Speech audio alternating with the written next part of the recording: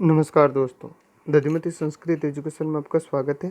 दोस्तों, हम संस्कृत के वीडियो के साथ साथ मनोविज्ञान की सीरीज़ भी जो है इस समय चला रहे हैं। इससे पहले हमने मनोविज्ञान की परिभाषा और मनोविज्ञान की जो भूमिका है उसका किस किस तरीके से अध्ययन किया गया और मनोविज्ञान कैसे अस्तित्व में आया, उस पर हमने चर्चा की थी। आज हम मनोविज्ञान के बाद मनोविज्ञान की परिभाषाओं के बाद आज हम जो पहला टॉपिक है वो वृद्धि और विकास को लेकर के उपस्थित हुए हैं। दोस्तों, वृद्धि और विकास से संबंधित राजस्थान, उत्तरी भारत और किसी भी राज्य की जो शिक्षक भर्ती होती है, उस शिक्षक भर्ती में वृद्धि और विकास से संबंधित प्रश्न ज़रूर से पूछे जाते हैं। तो आपसे निवेदन है कि इस वीडियो को शुरू से अंत तक ज़रूर देखें और अपने मित्रों के साथ ज़रूर शेयर करें। दोस्तों, शेयर करने के साथ साथ आप यदि हमारे चैनल पर नए पधारे हैं, पहली बार इसे देख रहे हैं, तो आप सब्सक्राइब करके बेल आइकन ज़रूर प्रेस करें ताकि शिक्षा और रोजगार से संबंधित आपको वीडियो समय समय पर उपलब्ध होते रहें। और इसकी सीरीज़ भी आप आराम से देख सकते हैं। और संस्कृत में यदि आप तैयारी कर रहे हैं, चाहे रीट की या आरटेट की या एमपीटेट की या सीटेट की, तो संस्कृत का सिलेबस भी हम इसमें यहाँ पर पूरा करवा रहे हैं। जो वीडियो है आप हमारे प्लेलिस्ट में जाकर के देख सकते हैं। तो आइए दोस्तों, बिना समय गवाए हुए आज का वृद्धि और विकास का टॉपिक शुरू करते हैं। ये वृद्धि और विकास के टॉपिक का भाग 1 है। वृद्धि का स्वरूप बाह्य होता है, जबकि विकास का बाह्य और आंतरिक दोनों होता है। यानी कि वृद्धि हमें दिखाई देती है, जबकि विकास जो है वो निरंतर चलते रहने वाली एक प्रक्रिया है। अभिवृद्धि का अर्थ संकुचित होता है, यानी कि छोटे स्तर पर होता है, जबकि विकास का व्यापक अर्थ होता है, अर्थात वो बड़ा होता है। उसको हम किसी भी सीमा में माप नहीं सकते। जैसे हम जन्म लेने के बाद जब चलने लगते हैं तो वो भी एक विकास है। बोलते हैं वो भी एक विकास है। भाषा हम सीखते हैं वो भी एक विकास है। और हमारा जो शरीर बढ़ता है वो केवल वृद्धि है। इसीलिए वृद्धि संकुचित है और विकास व्यापक अर्थ में प्रयुक्त होता है। अभिवृद्धि केवल शारीरिक पक्ष में होने वाले परिवर्तन को दर्शाती है। शरीर बड़ा हो रहा है, बाल बड़े हो रहे हैं, दांत बड़े हो रहे हैं, नाखून बड़े हो रहे हैं, ये शारीरिक पक्ष को दर्शाता है। जबकि विकास संपूर्ण पक्षों में होने वाले परिवर्तन को दर्शाता है। यानी कि हम भाषा का विकास करते हैं, हम चलने का विकास करते हैं, हम बोलने का विकास करते हैं, हमारी बुद्धि का विकास होता है। तो विकास जो है वो शरीर के और मानसिक तौर से जितने भी जो परिवर्तन होते हैं उन सबको विकास में पिरोया जाता है। दोस्तों, अभिवृद्धि कुछ समय पश्चात रुक जाती है। यानी कि जैसे व्यक्ति 30 साल का होता है तो 30 साल तक उसके अंगों में वृद्धि होती है, उसके बाद में वो स्थिर हो जाता है। जबकि विकास जो है जीवन पर्यंत चलता रहता है। विकास हमेशा जीवन पर्यंत इसलिए चलता रहता है क्योंकि वो वृद्धावस्था में भी कुछ न कुछ सीखता रहता है, उसको कोई न कोई ज्ञान मिलता रहता है। इसीलिए विकास जो है वो जीवन पर्यंत चलता है और वृद्धि एक निश्चित समय पर आकर के रुक सी जाती है। अभिवृद्धि को सीधे मापा तोला जा सकता है। जैसे आप कितने किलो के हो, आपका हाथ कितना लंबा है, आप स्वयं कितने लंबे हो, तो हम वृद्धि को माप सकते हैं। जबकि विकास का सीधा मापन संभव नहीं है। जैसे बुद्धि का मापन, ये जितने भी जो प्रक्रियाएं हैं, व्यक्ति क्या सोचता है, किस तरीके से सोचता है, ये सारे विकास के पहलू हैं। जो हम CAT TAT आगे जो पढ़ेंगे वो सब विकास के अंतर्गत आता है। हमारा वातावरण विकास के अंतर्गत आता है, जो हम अगले वीडियो में चर्चा करेंगे। अभिवृद्धि का संबंध केवल आकार बढ़ने से है, जबकि विकास का संबंध संपूर्ण परिवर्तनों से है। अभिवृद्धि का संबंध केवल शारीरिक जो बदलाव होता है उससे है, जबकि विकास का संबंध हमारे संपूर्ण अवयवों से है, संपूर्ण परिवर्तन से है। हम क्या सोचते हैं, कैसे बैठते हैं, हमारी सोच कितनी अच्छी है, कितनी बुरी है, हम क्या दूसरों के प्रति आदर भाव रखते हैं, हमारी भाषा कैसी है, हमारे संस्कार कैसे हैं, ये सब के सब जो है हमारे विकास के अंतर्गत आता है। अभिवृद्धि परिणात्मक होती है, जबकि विकास परिणात्मक और गुणात्मक दोनों होता है। ये ध्यान रखें।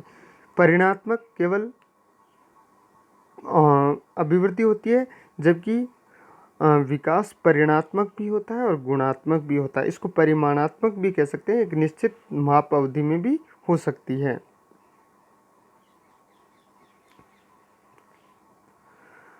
अभिवृद्धि के परिवर्तन रचनात्मक परिवर्तन कहलाते हैं। रचनात्मक परिवर्तन यानी शारीरिक जो परिवर्तन होते हैं वो रचनात्मक परिवर्तन है, जिन्हें हम देख सकते हैं, जबकि विकास का परिवर्तन विनाशात्मक परिवर्तन भी कहते हैं।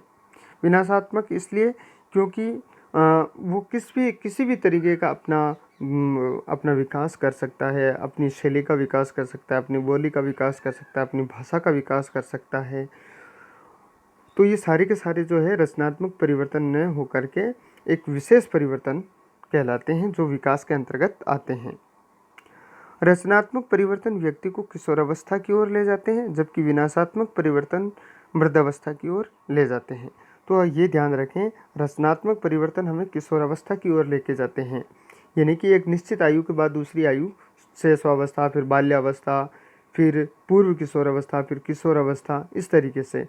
जबकि विनाशात्मक परिवर्तन जो है हमें आगे बढ़ने के लिए प्रेरित करते हैं और धीरे धीरे वो वृद्धावस्था की ओर हमें लेके जाते हैं। रचनात्मक परिवर्तन विवृद्धि सूचक होते हैं, जबकि विनाशात्मक परिवर्तन ह्रास सूचक होते हैं। रचनात्मक परिवर्तन विवृद्धि सूचक यानी कि हमारा शरीर बढ़ रहा होता है, हमारा कद बढ़ रहा होता है, तो ये वृद्धि के सूचक हैं। जबकि विनाशात्मक परिवर्तन ह्रास के सूचक है, यानी वो हमें वृद्धावस्था की ओर लेके जाता है, इसलिए धीरे धीरे व्यक्ति का ह्रास हो जाता है, उसकी शक्ति क्षीण हो जाती है। विकास क्रम में होने वाले परिवर्तन। विकास क्रम में कौन कौन से परिवर्तन होते हैं? आकार में परिवर्तन, अनुपात में परिवर्तन, पुराने चिन्हों का लोप और नवीन चिन्हों का उदय। तो ये विकास में परिवर्तन होते हैं। एक आकार में परिवर्तन होता है, एक उसके अनुपात में परिवर्तन होता है, एक पुराने चिन्हों का लोप होता है और एक नवीन चिन्ह उदय होते हैं। जैसे एक निश्चित समय के बाद दाढ़ी का बढ़ना, है ना, और जैसे बालिकाओं में अलग तरीके के परिवर्तन हमें दिखाई देते हैं, पुरुषों में अलग तरीके के हमें परिवर्तन दिखाई देते हैं। विकास के नियम।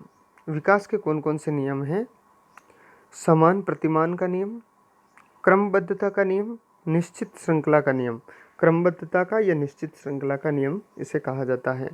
सतत विकास का नियम, निरंतरता का नियम, परस्पर संबंध का नियम, शारीरिक व मानसिक विकास के संबंध में नियम, निश्चित दिशा का नियम, मस्तोन्मुखी नियम यानी कि सिर से पैर की ओर विकास होना, सामान्य से विशिष्ट क्रियाओं का नियम, सामान्य से विशिष्ट क्रियाओं का नियम, व्यक्तिगत विभिन्नता का नियम यानी कि प्रत्येक व्यक्ति की जो बुद्धि, चाल, चाल, चलन, ये सब जो है वो दूसरे व्यक्ति से भिन्न होते हैं, तो व्यक्तिगत भिन्नता का नियम, विकास की गति में भिन्नता का नियम, अंतः क्रिया का नियम यानी कि देखना, सुनना, अनुकरण करना, किसी को देख करके सीखना, ये सारे अंतःकरण के नियम, निकट दूर नियम, विकास केंद्र सिर की ओर होता है, पैरों से सिर की ओर होता है,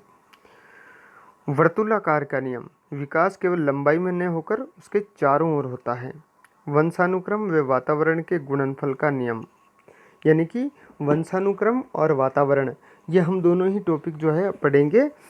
वंशानुक्रम जो ग्रेगर मेंडल ने जो नियम दिया था, और वातावरण जो उसका आसपास का वातावरण होता है, जिसके अनुसार व्यक्ति की चाल चलन, उसका हाव भाव, उसके संस्कार, उसकी बोलचाल, उसकी बुद्धि, इन सभी के बारे में हम वंशानुक्रम में अध्ययन करेंगे।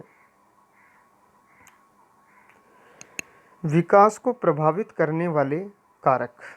विकास को प्रभावित कौन कौन से ऐसे कारक हैं जो विकास को प्रभावित करते हैं? तो एक तो है वंशानुक्रम। ये विकास को प्रभावित करने वाला सबसे प्रमुख कारण माना जाता है, बल्कि ये अपने माता पिता और पूर्वजों की जो शारीरिक और मानसिक या अन्य किसी भी प्रकार की विशेषताएं जन्म या गर्भाधान के समय उसको प्राप्त होते हैं। यानी कि वंशानुक्रम का मतलब यह है कि वो ऐसे परिवर्तन या ऐसे कुछ विशेष नियम, ऐसे कुछ विशेष उस शारीरिक उसके अंतर्गत दिखने वाले चिन्ह जो अपने वंश से वो प्राप्त करता है, अपने माता पिता या अपने पूर्वजों से प्राप्त करता है, वो वंशानुक्रम, जिसे आनुवंशिकता का नियम भी कहते हैं। वंशानुक्रम के सिद्धांत। वंशानुक्रम के सिद्धांत, ये बीजमैन कई बार परीक्षा में पूछा जाता है। बीजमैन की जनन द्रव्य की निरंतरता का सिद्धांत। बीजमैन की जनन द्रव्य, यानी कि हमें ये ध्यान रखना है कि जनन द्रव्य की निरंतरता का सिद्धांत किसने दिया? तो बीजमैन ने दिया। शरीर का निर्माण करने वाले जनन द्रव्य कभी भी नष्ट नहीं होते, ये पीढ़ी दर पीढ़ी हस्तांतरित होते रहते हैं। उपार्जित, दूसरा है उपार्जित गुणों का असंचरण सिद्धांत। उपार्जित गुणों का असंचरण सिद्धांत। अर्जित गुणों का बालक में हस्तांतरण नहीं होता है, इसके समर्थक हैं बीजमैन। अर्जित गुणों का बालक में हस्तांतरण नहीं होता है, यानी कि कुछ ऐसे नहीं, जैसे कोई पिता है और उसने यदि कठोर तप में कठोर परिश्रम करके एक वेद को याद कर लिया है, तो उसकी जो बुद्धि है बीजमैन के अनुसार वो आने वाले संतान में हस्तांतरित नहीं होगी, क्योंकि उसने अर्जित किया है। जैसे कोई आनुवंशिक कोई रोग है तो वो आने वाली पीढ़ी में जा सकता है। तीसरा है उपार्जित गुणों के संचरण का सिद्धांत। अर्जित गुणों का बालक में हस्तांतरण होता है, इसके समर्थक हैं लेमार्क। लेकिन लेमार्क ये कहते हैं कि यदि कोई पिता है और उसने कोई विशेष गुण अर्जित किया है तो वो गुण भी बालक में हस्तांतरित हो जाता है। इसके समर्थक कौन है? लेमार्क। गाल्टन का जीव सांख्यिकी सिद्धांत। गाल्टन के अनुसार बालक में गुणों का हस्तांतरण केवल माता पिता से न होकर पूर्वजों से भी होता है। कई बार ऐसा गाल्टन के अनुसार केवल माता पिता के ही गुण नहीं, उसके दादा दादी, उसके नाना नानी और उसके भी जो पूर्वज हैं उनके जो विशेष नियम हैं वो भी आने वाली संतान में उसके नियमों को देखा जाता है। और इसमें जो सबसे श्रेष्ठ जो सिद्धांत माना जाता है, जिसके बारे में बार बार प्रश्न पूछे जाते हैं, वो है मेंडल का सिद्धांत। मेंडल ने सफ़ेद चूहों व मटर के दानों पर प्रयोग करके ये सिद्धांत, ये निष्कर्ष निकाला कि एक ही माता पिता से उत्पन्न संतानों में विभिन्नताएं पाई जाती है। एक ही माता पिता से उत्पन्न संतानों में भिन्नता पाई जाती है। ऐसा सिद्धांत किसने दिया? मेंडल ने।